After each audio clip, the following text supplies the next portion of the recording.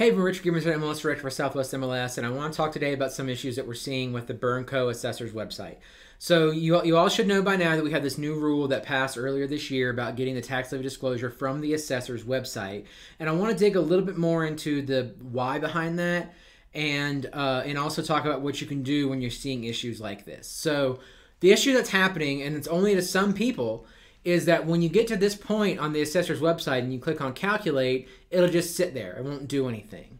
And we haven't figured out a rhyme or reason for this yet. I've seen it happen in Chrome. I've seen it happen in Edge. I've seen it happen in Safari. But the one thing that's in common is if whatever browser you're using, if you use a different one, it'll usually work for you. So that's step one. Just try using a different browser. If that doesn't work, and if people are calling the assessor, they're being pointed over to the treasurer's website. And I want to point out one reason why that's a little problematic, but also give you a bit of a workaround. So if you're looking at the tax levy disclosure for the assessor's website, it has 4 items on it that we look for as part of our compliance. It has the current sale price, so this should match whatever the listing price is for the property at the time. It has the prior year's tax. It has the estimated tax for the coming year, and then it has this disclaimer. So that's the 4 things we look for. We look for the listing price, the prior year, the current year, and the disclaimer. And if you come over to what you get from the county treasurer, which is what this looks like here, you'll notice you have the market value, you have the disclaimer, and you have the estimated, but you don't have the prior year. So if for whatever reason the assessor's website isn't working for you, and you need to do you need to use the treasurer's website, you can upload this. But then also, when you're filling out this part here, also run this one where it says tax bill.